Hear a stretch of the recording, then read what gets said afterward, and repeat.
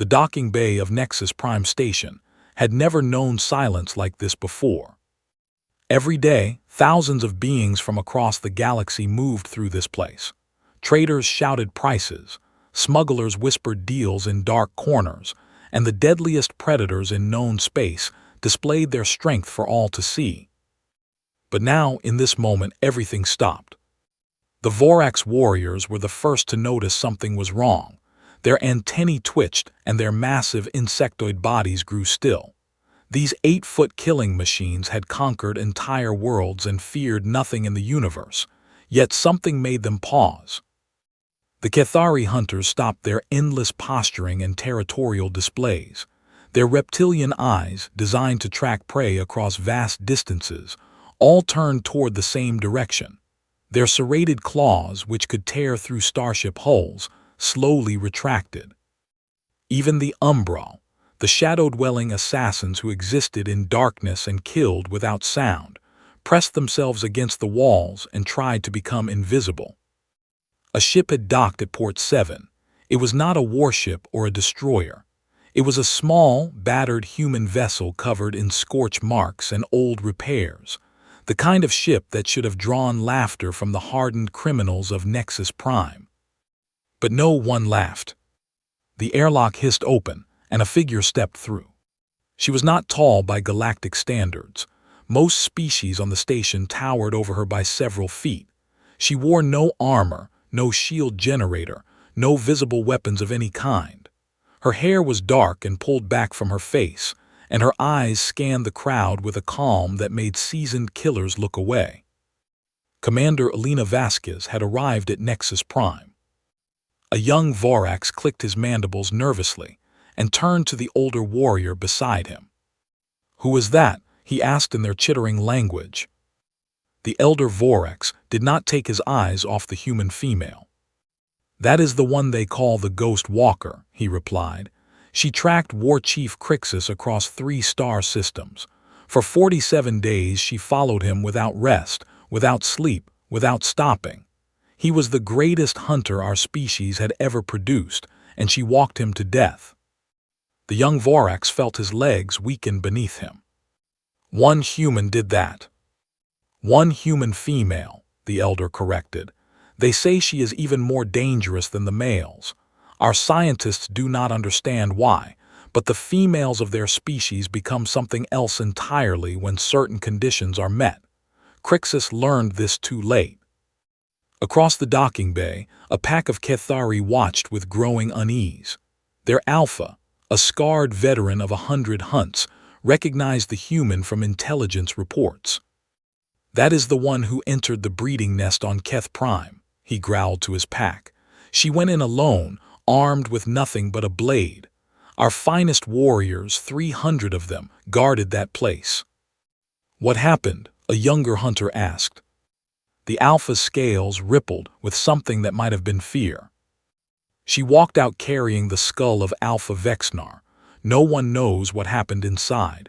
We only know that she walked out and no one else did. Since that day, our species has an agreement. We do not hunt humans, especially not their females." In the shadows near the ceiling, an umbral assassin named Sithrix watched the human with all 6 of her eyes. Her species had evolved to be invisible, to kill without being seen, to vanish before victims knew they were dead. They feared nothing because nothing could catch them. But Sithrix had read the classified reports about this human. "She found one of us," Sithrix whispered to herself. "Vexthril, the greatest shadow killer in umbral history. He tried to assassinate her. She should not have been able to see him, hear him, or sense him in any way. Yet somehow she knew he was there." Sithrix remembered what the report said next. The human female had hunted Vexthril through the darkness for 6 hours. She had used no technology, no sensors, no special equipment. She had simply followed him through the shadows using nothing but her instincts. When they found Vexthril, he was curled in a corner, begging for mercy. He had not been harmed physically. The human had simply followed him until his mind broke from the terror of being prey. That was when the umbral gave her the name that made even shadow assassins tremble: "She who does not stop." Alina walked through the docking bay with steady steps. She did not hurry, did not slow, did not react to the hundreds of deadly beings watching her. Her boots made soft sounds on the metal floor, and that rhythm seemed to echo through the silence. The Lashan merchant, his blue aquatic skin glistening under the station lights, watched her pass with something like hope in his eyes. He knew why she was here. Everyone knew why she was here. 3 months ago, a syndicate slave ship had attacked a human colony vessel in neutral space. The humans had fought back as they always did, but they were outgunned and outmatched. When the battle ended, 47 human children had been taken. The Federation declared them lost. Search parties found nothing. Officials gave speeches about tragedy and moved on to other matters. But the humans did not move on. Word spread through the criminal underworld like a disease. A human female was coming. She was not part of any military or government. She was not seeking negotiation or payment. She was coming because human children had been taken, and that was something her species could not allow. The children were now somewhere on Nexus Prime, held by Krasoth the Collector, the most powerful crime lord in this sector of space. His fortress occupied the upper levels of the station. His guards included the Crimson Choir, an elite unit of Vorax warriors who had never been defeated. His wealth could buy armies, planets, entire governments. None of that mattered to Alina Vasquez. She walked toward the central lifts that would take her into the station proper. Beings scrambled out of her path. Merchants abandoned their stalls. Warriors pressed against walls. Predators that had killed thousands of sentient beings suddenly found reasons to be elsewhere. A massive Grothak, a species known for their aggression and stupidity, did not move from her path. He stood 12 feet tall and weighed as much as a small vehicle. His 4 arms were crossed over his chest, and his tusked mouth twisted into a sneer. "Little human," he rumbled, "you think you can walk through here like you own the place. I have crushed beings much larger than." Alina stopped walking. She did not speak, did not move, did not blink. She simply looked at him. The Grothak's words died in his throat. Something ancient and terrible stirred in his brain, the part that remembered being prey on his homeworld millions of years ago. This human female was not large, was not armed, was not threatening him in any way. But she was looking at him, the way his ancestors' predators had looked at them. She was looking at him like she had already decided he was dead, and was simply waiting for reality to catch up. The Grothak stepped aside. Alina resumed walking without a word. Behind her, conversation slowly began to restart.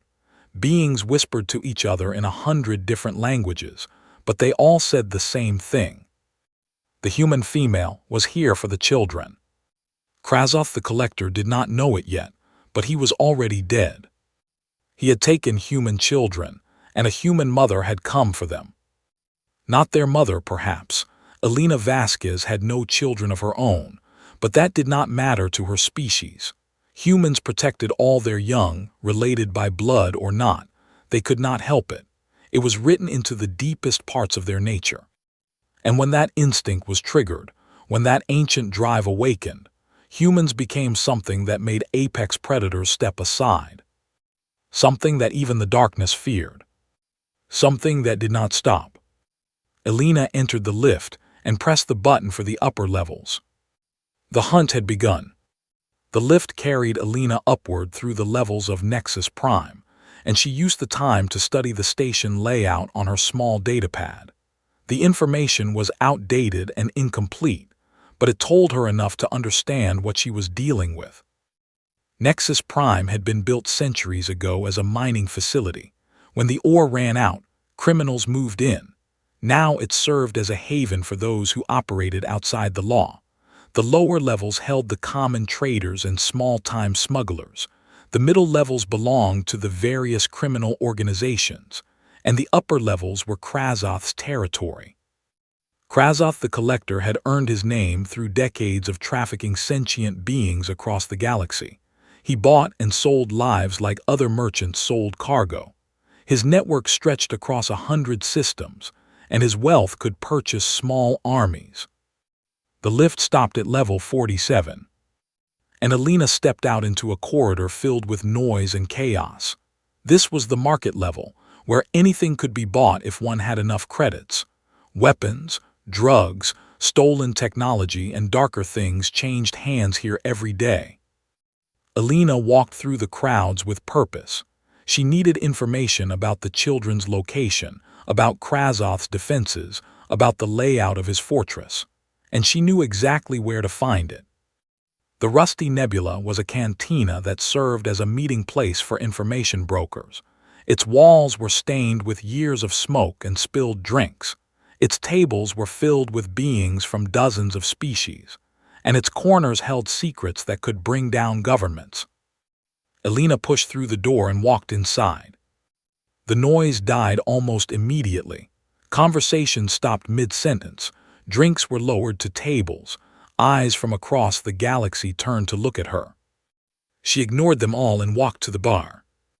The bartender was a four-armed Calaxian with nervous eyes.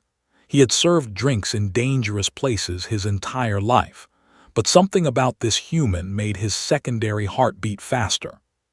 "What can I get you?" he asked, trying to keep his voice steady. "Water," Alina said, "and information." "Water I can do. Information costs more. I am looking for Krazoth's fortress, specifically where he keeps his new acquisitions." The entire cantina seemed to hold its breath. The bartender's skin changed color several times, a sign of extreme stress in his species. "Lady, that is not the kind of question anyone asks out loud. Krazoth has ears everywhere. If he found out I talked about his business..." "He will not find out." "You cannot promise that." Alina looked at him with those steady human eyes, and the bartender felt something cold move through his blood. "I can promise that after tonight, Krazoth will not be in a position to punish anyone for anything." A harsh laugh came from behind her. Alina did not turn around. "Bold words from a little human," a voice growled.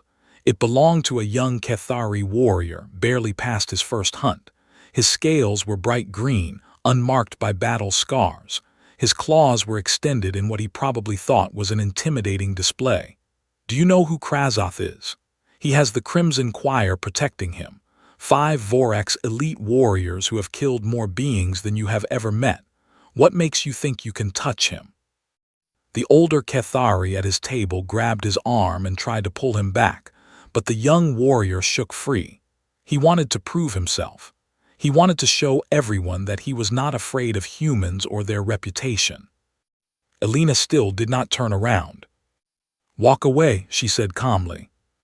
"Walk away," the young HFY laughed. "I am HFY. We do not walk away from anyone. My people have hunted across the stars since before your species learned to make fire. You should be on your knees begging for..." Alina turned around. She did not raise her hands, did not reach for a weapon, did not take a fighting stance. She simply turned and looked at him. Then she started walking toward him. 1 step, 2 steps, 3 steps, slow and steady and absolutely certain. The young HFY's words caught in his throat. His hunting instincts, honed over millions of years of evolution, began screaming warnings at him. This was wrong. This was not how prey behaved. Prey ran, prey fought, prey showed fear. This human did none of those things. She just kept walking toward him. 4 steps, 5 steps, 6 steps. Her eyes never blinked. Her expression never changed. There was no anger in her face, no threat, no emotion at all, just calm, patient certainty. The young HFY's claws retracted involuntarily.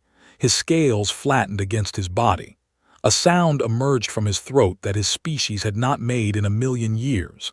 A sound of submission, of surrender, of absolute terror. He ran. He pushed past tables and chairs and other patrons, knocking drinks to the floor and shoving anyone in his way. He did not stop running until he was 3 levels away, and even then he kept checking over his shoulder. Alina stopped walking and turned back to the bar. She had not raised her voice, not made a threat, not touched the warrior at all. She had simply walked toward him. The bartender's hands shook as he poured her water. "I will tell you what I know," he said quickly.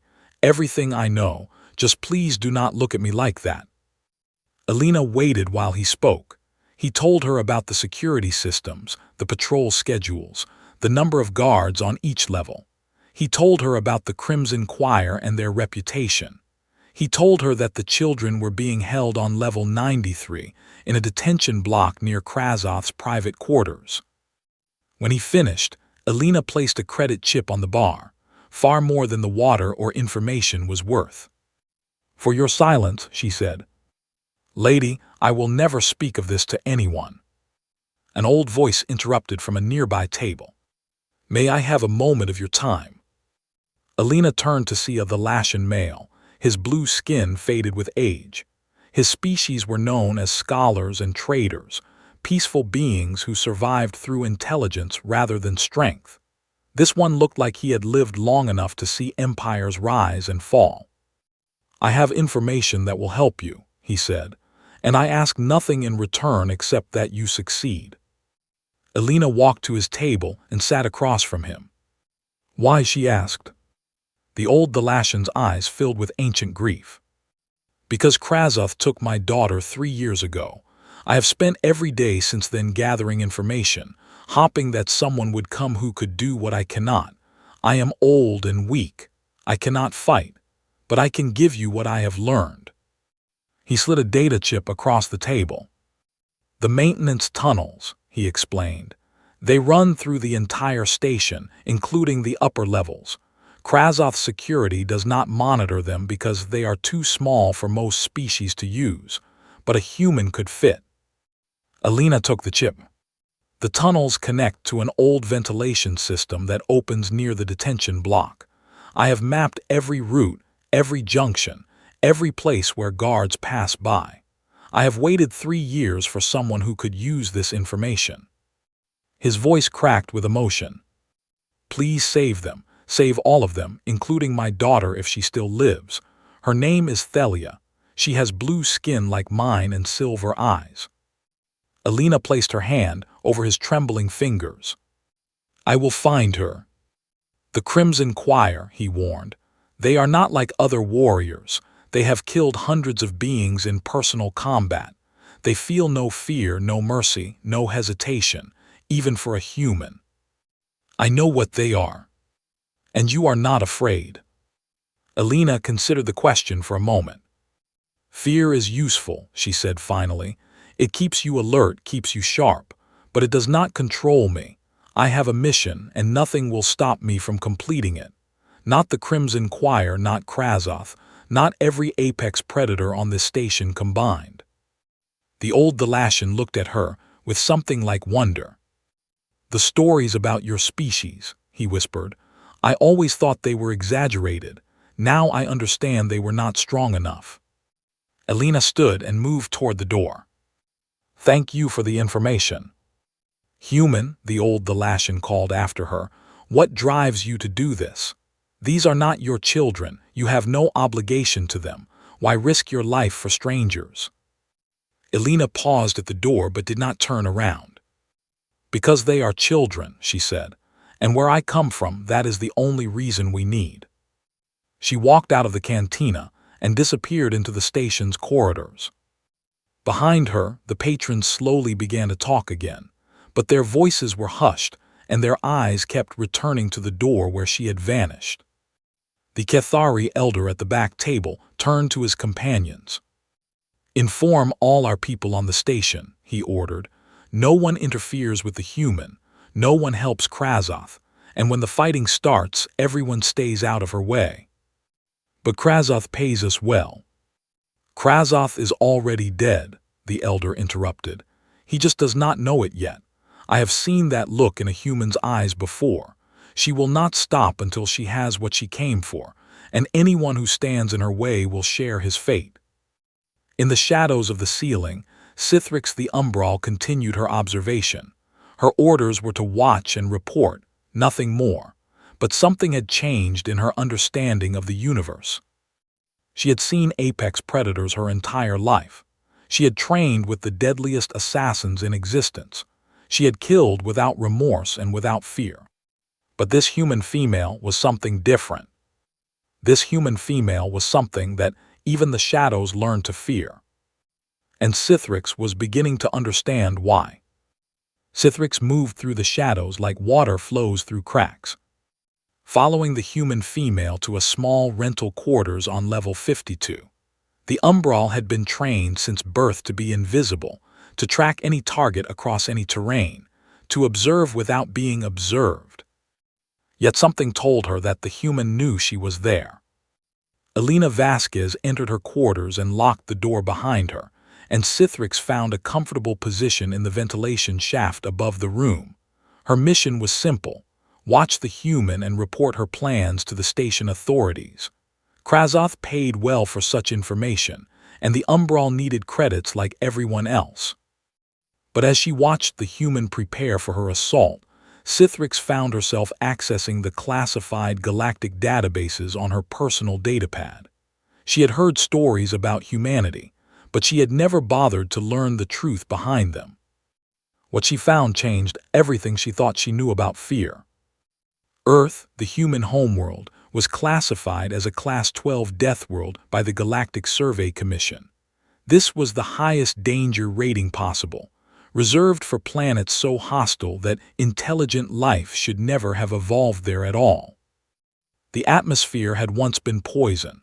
The temperature varied by over 100 degrees between seasons. The gravity was crushing compared to most inhabited worlds, and the native fauna had evolved to kill with terrifying efficiency.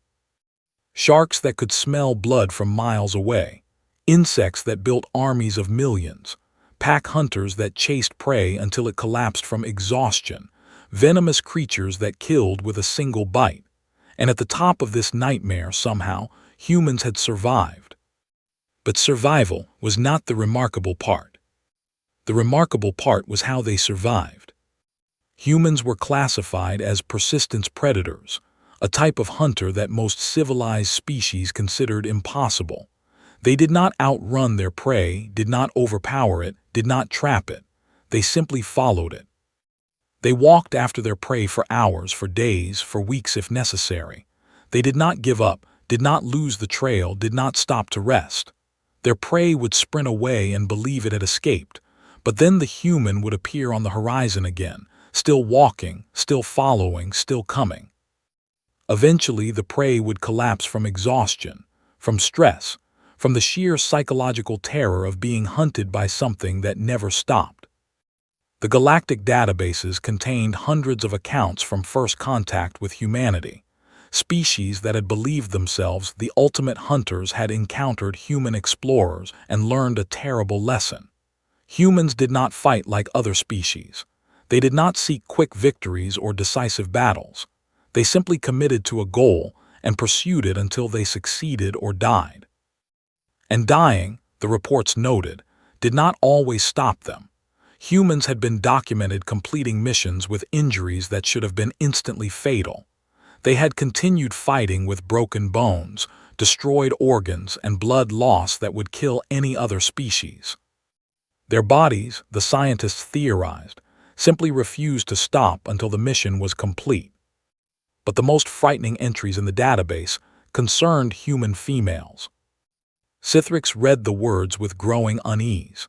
When protective instincts are triggered, human females undergo significant physiological and psychological changes. Stress hormones increase strength and endurance beyond normal limits. Pain receptors are suppressed. Fear responses are eliminated, and the singular focus on protecting offspring becomes absolute. There were documented cases of human mothers lifting vehicles that weighed thousands of pounds to save trapped children, continuing combat after suffering wounds that should have caused immediate death, tracking threats across continents and years to eliminate them, and displaying levels of aggression that made trained soldiers hesitate. The Galactic Threat Assessment contained a specific warning about this phenomenon. It was highlighted in red, the highest priority classification. Under no circumstances should any species take hostile action toward human offspring. This triggers a response in human females that is considered an extinction-level threat. All attempts to neutralize this response have failed. The only successful strategy is avoidance.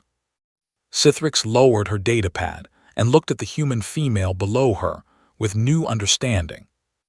Elena Vasquez had no children of her own. The records were clear on this point, but that did not matter. The files explained that humans could trigger this response for any children, not just their biological offspring. They called it adoption or protection instinct, and it was hardwired into their species at the genetic level. Krasoth had taken 47 human children. He had triggered this response in a trained combat veteran who had already proven herself capable of killing apex predators across the galaxy. Sithrix suddenly understood why every dangerous being on the station had stepped aside when Elena walked past. They were not being cowardly. They were being intelligent. They recognized what she was, even if they could not articulate it. She was not hunting Krasoth for revenge or glory or payment. She was a mother protecting her children, even though they were not her children at all. And that made her the most dangerous thing on the station. Below, Elena spread her equipment on the small bed and began her preparations. Sithrix watched with professional interest, expecting to see advanced weapons, cutting-edge technology, perhaps military-grade armor. Instead, she saw simplicity. A knife, not a blade of advanced alloy or energy, but simple steel with a worn handle. The human had clearly used this weapon many times before. Rope made of some natural fiber that Sithrix did not recognize. It was coiled neatly and attached to a climbing harness. Medical supplies, bandages, disinfectant, pain medication, a suturing kit, everything needed to treat injuries and keep fighting. A small container of food, dense, calorie-rich bars that would sustain the human through extended physical activity. And nothing else. No shield generator, no energy weapon, no armor, no scanner, no targeting system, no force field, no emergency beacon. Sithrix found this deeply unsettling. Every species she knew brought technology to combat. The Vorax wore exoskeletons that enhanced their already formidable strength. The Cathari used cloaking devices and plasma weapons. Even the Umbral relied on shadow manipulation technology to remain hidden. Humans, apparently, did not need such things. They were the weapon. Elena began to review holographic images on her datapad, and Sithrix managed to see them through her long-range optical sensors. They were pictures of children, human children, 47 of them. Each image was labeled with a name, an age, and notes about the child's appearance and personality. The human studied each face with intense concentration. She was memorizing them, ensuring she would recognize every single child when she found them. Then she began reviewing messages, recordings from the children's parents. Sithrix could not hear the audio, but she could see the pain and hope in the parents' faces. They were begging this woman to bring their children home. They were trusting her with everything they had. Elena watched every message. Her expression did not change, but something in her posture shifted. Her shoulders squared, her jaw tightened, her eyes grew harder. She was not just accepting a mission, she was making a promise. When the messages ended, Elena sat in silence for a long moment. Then she began performing maintenance on her knife, checking the edge and applying oil to the blade with practiced movements. Sithrix realized she was witnessing something sacred to humans, the ritual before battle. Every species had such rituals. The Vorax performed elaborate clicking dances. The Cathari hunted small prey to warm their instincts. The Umbral meditated in complete darkness. Humans, it seemed, simply sat with their thoughts and sharpened their weapons. As the hours passed, Elena did not sleep. She reviewed the maintenance tunnel maps from the old Thalashan. She studied the security patrol schedules. She planned and replanned her route to the children. At one point, She looked up at the ventilation shaft where Sithrix was hidden. Her eyes seemed to look directly at the umbral, though that should have been impossible. Sithrix felt a chill move through her body. "I know you are there," Alina said quietly. "You have been following me since the docking bay." Sithrix froze. No one had ever detected her before. It was impossible. Her species had evolved to be invisible.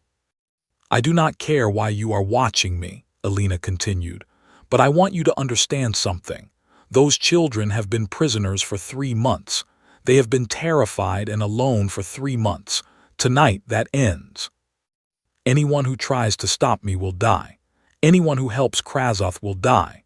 There will be no negotiations, no surrenders, no second chances." She returned to her preparations, as if she had not just threatened an invisible assassin. "If you work for Krasoth," she added, "you should run. If you do not work for him, you should stay out of my way. Either way, by morning, everything on this station will be different." Sithrix remained silent in the shadows, her mind racing. She had a choice to make. She could report to Krasoth and collect her payment, or she could do something she had never done before. She could step aside like everyone else. The human female had not threatened her directly. She had simply stated facts. She would rescue the children. Anyone in her way would die. This was not boasting or intimidation. This was a simple explanation of what was going to happen. Sithrix thought about the classified files she had read. She thought about the Vorax war chief who had been walked to death. She thought about the Kethari nest that had been emptied by one human with a knife. She thought about Vexthril, the greatest umbral assassin in history, broken by the terror of being hunted. Then she made her decision. She would watch, she would observe, she would not interfere. Not because she was afraid, she told herself, because she was curious. She wanted to see if the legends were true. She wanted to know if one human female could really do what the stories claimed. But deep in the shadows of her mind, a small voice whispered the truth. She was afraid. And for the first time in her life, she understood that fear was wisdom. The maintenance tunnels were dark and narrow and filled with the smell of old machinery. Alina moved through them without light, navigating by touch and memory. She had memorized every turn, every junction, every potential obstacle from the old Thalassians maps. The tunnels were designed for repair drones, not living beings. The ceiling scraped against her back. The walls pressed against her shoulders. Most species in the galaxy could not have fit through these passages at all. But humans were adaptable. Humans squeezed through impossible spaces and climbed impossible surfaces and survived impossible conditions. It was simply what they did. Alina had been moving for 6 hours. She had not stopped for rest, not stopped for food, not stopped for anything. Her muscles burned with exhaustion, but she ignored them. Her lungs ached from the stale air, but she ignored that too. Nothing existed except the mission. Nothing mattered except the children. Above her, through the tunnel walls, she could hear the sounds of the station. Guards walking their patrols, machinery humming, distant voices speaking in alien languages. She was deep in Krasoth's territory now, surrounded by enemies on all sides. She did not care. The tunnel opened into a larger ventilation shaft, and Alina paused to check her position. According to the map, she was 2 levels below the detention block. The children were close. She could almost feel their presence through the metal walls. A sound reached her ears, footsteps, heavy and rhythmic, directly above her. Vorax guards based on the clicking that accompanied each step. They were passing within meters of her position, completely unaware that death moved beneath them. Alina waited until the sounds faded, then continued her climb. The ventilation system narrowed again as she approached level 93. She had to remove her equipment belt and push it ahead of her, then pull herself forward with her fingers and toes. The metal scraped against her skin, drawing blood in a dozen places. She did not stop. Finally, she reached a grate that looked down into a corridor. The detention block was ahead. She could see guards stationed at regular intervals. Krasoth's standard security, not the Crimson Choir. These were hired muscle, dangerous enough against normal threats. They were not prepared for what was coming. Alina studied the patrol patterns for several minutes. There was a gap, a brief moment when the nearest guards would be looking away. It would last perhaps 3 seconds. That was enough. She removed the grate silently and dropped to the floor without sound. In 3 heartbeats she was across the corridor and through a door marked Detention Processing. The guards never saw her. Inside, she found what she was looking for: the control console for the detention cells. A quick examination showed 47 active cells on this level, each containing a single small life sign. The children were alive. Alina felt something loosen in her chest, a tension she had carried for 3 months. They were alive. She had not come too late, but relief could wait. First, she had to get them out. She accessed the console and began unlocking the cells. Alarms would sound in approximately 30 seconds. That gave her just enough time to reach the first cells and begin leading the children to safety. The doors hissed open throughout the detention block. 47 children looked up in confusion and fear. They had learned not to hope. They had learned that open doors meant being taken somewhere worse. They had learned that no one was coming to save them. Then they saw Alina. "I am here to take you home," she said in a calm, steady voice. "Everyone stay together and follow me. I will not let anything happen to you." A small boy at the front of the group stared at her with wide eyes. "Are you really human?" he whispered. "Yes." "They said no one would come for us. They said humans do not rescue their own. They said we were forgotten." Alina knelt down to look him in the eyes. "They lied. We never forget. We never stop looking, and we never ever abandon our children. Now come with me." The alarms began to wail. Alina gathered the children and moved toward the escape route she had planned. The maintenance tunnels were too small for a group this size, so she would have to take them through the station corridors. It was more dangerous, but she had no choice. They made it 2 corridors before the first guards arrived. 3 Vorax warriors rounded the corner, weapons raised and mandibles clicking with aggression. They saw the children first, then they saw Alina standing in front of them. "Stop," one of them ordered. "You are all property of Krasoth the Collector. Return to your cells immediately or—" Alina moved. She was between the guards before they could react. Her knife found the gap in the first one's exoskeleton, the soft tissue beneath the mandibles. She twisted and struck the second guard's leg joint, bringing him down. The third managed to raise his weapon, but she was already inside his reach, her blade sliding through his throat. 3 seconds, 3 guards' silence. The children stared at her with shock. They had never seen anything move that fast. They had never seen anything so small defeat anything so large. "Keep moving," Alina said, not even breathing hard. "Stay behind me." They encountered more guards as they moved through the station. Alina dealt with each encounter the same way: fast, brutal, efficient. She did not toy with her enemies or give them chances to surrender. She simply removed them from her path and continued forward. Then they reached the main corridor leading to the docking bays, and everything changed. 5 figures stood in their way. They were Vorax, but larger and more heavily armored than the guards. Their exoskeletons were stained red with the blood of countless victims. Their weapons were custom-built instruments of death. Their eyes held no fear, no mercy, no doubt. The Crimson Choir had found them. "Little human," the largest one said, his voice like grinding metal, "we have heard stories about you. We have heard that you killed War Chief Crixus. We have heard that you are dangerous." He stepped forward, his massive form blocking the entire corridor. "We do not believe these stories. Crixus was weak. He was old and past his prime. We are the Crimson Choir. We are the greatest warriors the Vorax have ever produced. We have killed thousands of beings in personal combat. No human can stand against us." Alina gently pushed the children back. "Stay here," she told them. "Close your eyes if you do not want to watch." "You cannot defeat all 5 of us," another choir member laughed. "Not even a human can." Elena attacked. She did not wait for them to finish speaking. She did not give them time to coordinate.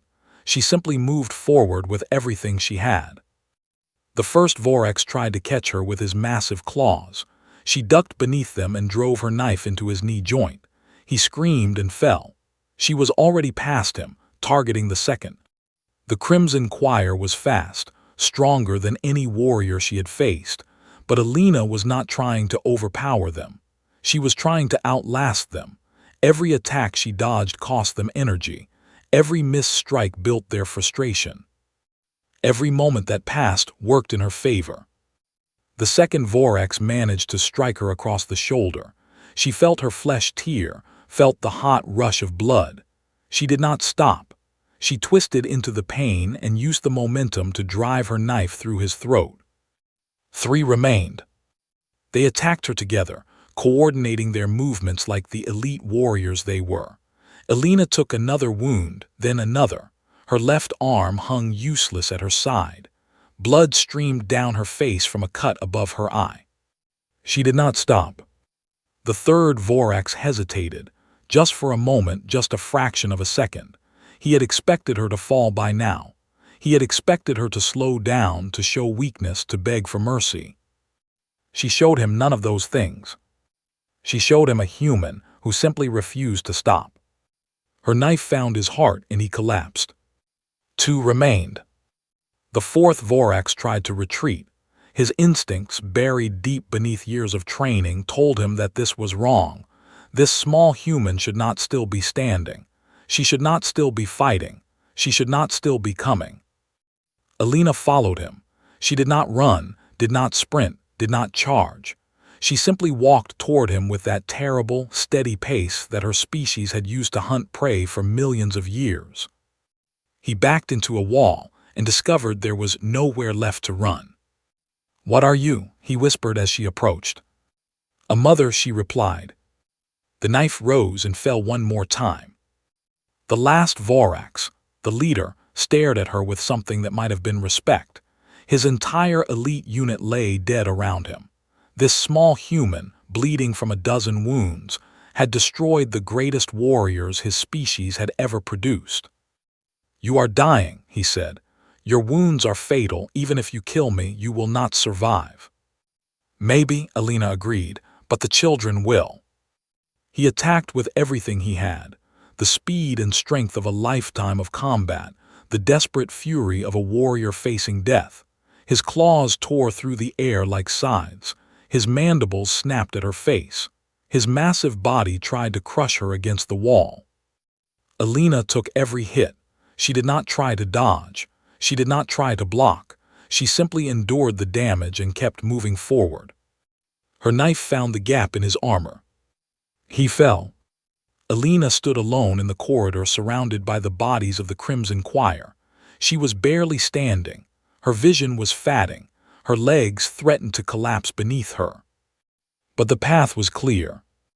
"Come," she said to the children, her voice steady despite everything. "We are almost there." The children followed her, their small feet stepping carefully around the fallen warriors.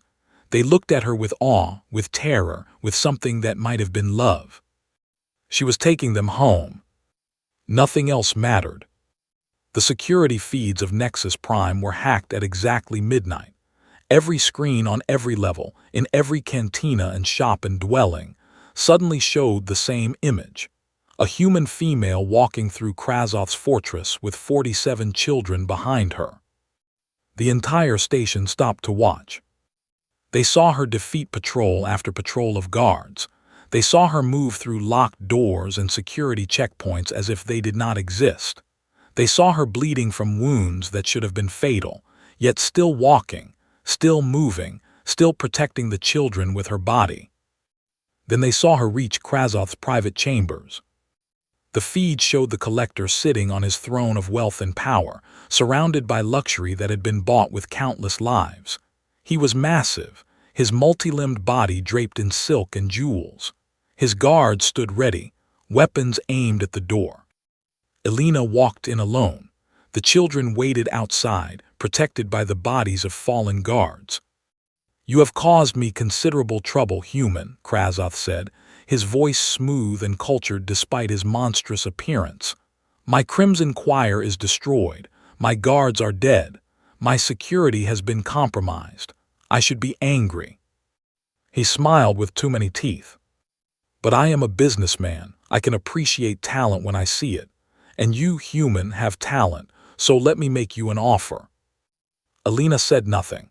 She simply stood there, bleeding and broken, her knife hanging loosely in her remaining functional hand. "Join me," Krasoth continued. "Work for me. I will pay you more than you could ever spend. I will give you worlds to command, armies to lead, power beyond anything you have ever imagined. The children are worthless to me. Take them. Consider it a signing bonus." He spread his many arms in a gesture of generosity. "What do you say? Surely this is better than dying here in my chambers. Surely your life is worth more than some foolish sense of." "You took children," Elena interrupted, her voice flat and cold. "You took human children." Krasoth's smile faltered. "They were going to be sold. It is simply business. There is no need to be emotional about." "Did no one tell you what that means?" Something in her voice made Krasoth's guard step backward. Something in her eyes made the collector himself feel a chill move through his ancient body. He had lived for centuries. He had seen empires rise and fall. He had dealt with every species in the galaxy. But he had never seen anything look at him, the way this human was looking at him now. "Kill her," he ordered. His guards raised their weapons. Elena moved. The station watched through the security feeds as she tore through Krasoth's final defenders. She was wounded beyond reason, beyond logic, beyond any medical explanation for continued movement. Yet she kept fighting, kept killing, kept coming. One by one the guards fell. And then only Krasoth remained. The collector tried to flee. He moved toward a hidden escape route in the back of his chambers. He had survived countless assassination attempts by being prepared, by having emergency exits, by never allowing himself to be trapped. Elena caught him before he reached the door. The security feed did not show what happened next. It only showed Elena entering Krasoth's chambers, and then a long period where the camera recorded only shadows and sounds. The sounds were enough. They echoed through every speaker on the station. Krasoth's screams lasted for a long time. The collector, who had trafficked thousands of sentient beings, discovered what it meant to be helpless, to be prey, to be at the mercy of something that had no mercy left to give. When the screams finally stopped, Elena walked out of the chambers. The station watched as she gathered the children and led them toward the docking bays. She moved slowly now, her body finally beginning to acknowledge the damage it had taken. Blood left a trail behind her. Her steps were unsteady. But she kept walking. She would always keep walking. The corridors of Nexus Prime were lined with beings watching her pass. Vorax warriors pressed themselves against walls. Cathari hunters lowered their eyes. Umbral assassins emerged from shadows to watch in the open. Even the Grothek who had challenged her in the docking bay stood silent and still. No one moved to stop her. No one even considered it. This was not fear. This was something deeper. This was the recognition that they were witnessing something profound, something that would become legend, something that would be told across the galaxy for generations. A human mother had come for her children. She had walked through every obstacle, defeated every enemy, and destroyed every being who stood between her and those children. She had done it alone, armed with nothing but a knife and the terrible, beautiful stubbornness of her species. And now she was taking them home. As Elena passed through the market level, she spotted a small figure huddled in a corner, a Cathari child, barely past hatching, its scales dull with malnutrition and its eyes wide with fear. It wore a collar that marked it as property, as merchandise, as something to be sold. Elena stopped. The children behind her stopped as well. They looked at the alien child with curiosity and compassion. They had learned in their captivity that suffering crossed species boundaries. Alina walked to the Cathari child and knelt down. The small creature flinched, expecting pain. It had learned that adults meant pain. "What is your name?" Alina asked softly. The child did not respond.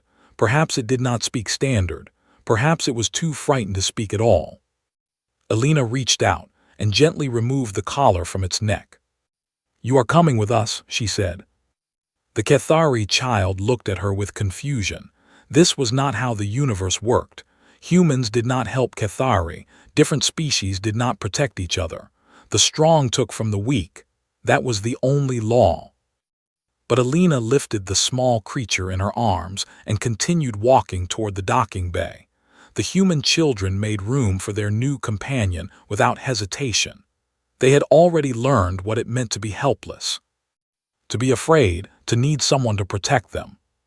They would not let another child feel alone. Sithrix the Umbral dropped from the ceiling and landed directly in Alina's path. It was the first time she had revealed herself openly since beginning her observation. Her 6 eyes studied the human female with something that might have been admiration. "Why?" Sithrix asked. Alina looked at her without surprise. She had known the Umbral was there all along. "Why what? Why take the alien child? It is not your species. You have no obligation to it. Rescuing it serves no purpose."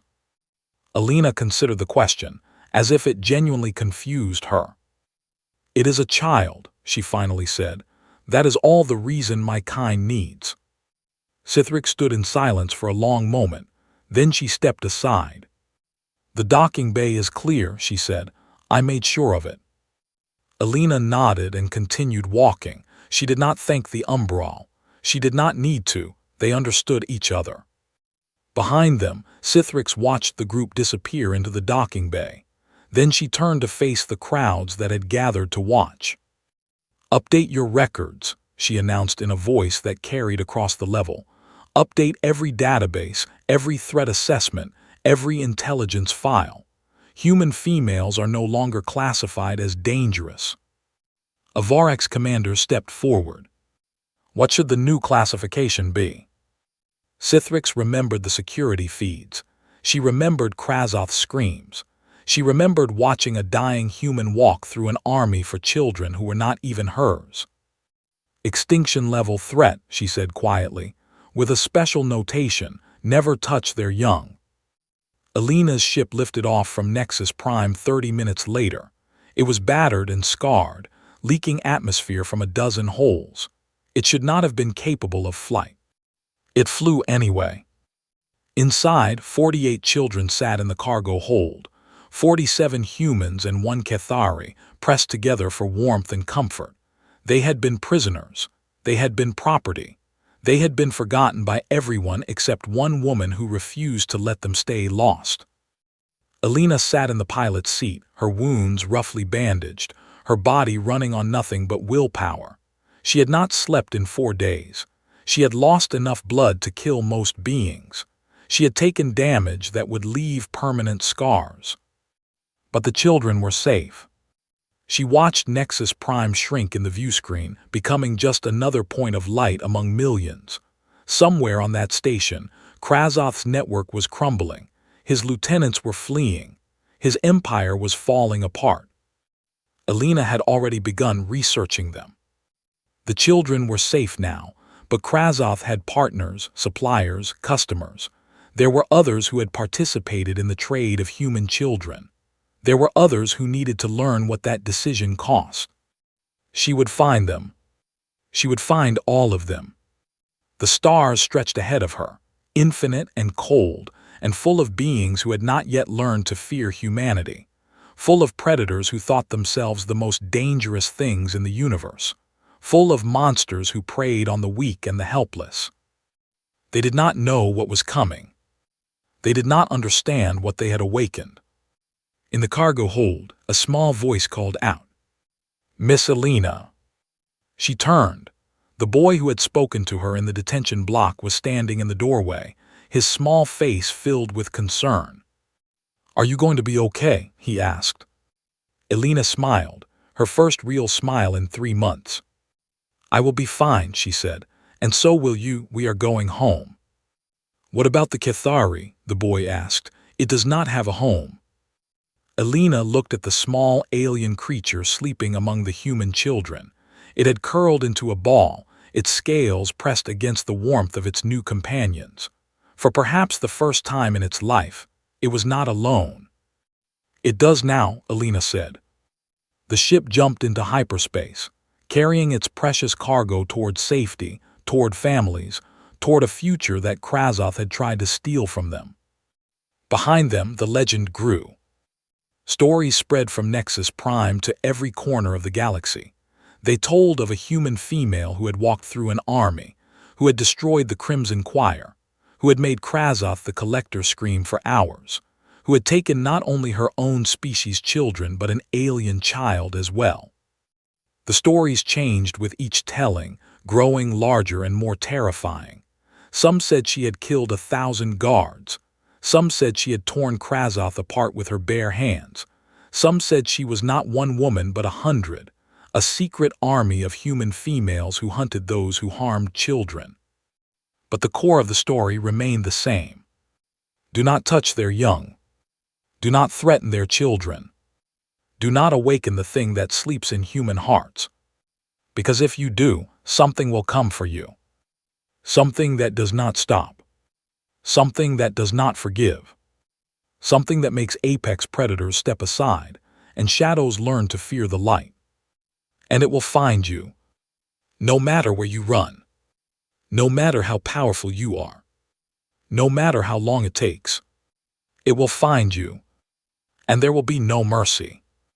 Only the cold, steady patience of a species that learned to hunt by following their prey until it died of fear. Only the terrible, beautiful love of a mother who never stops protecting her children. Only human,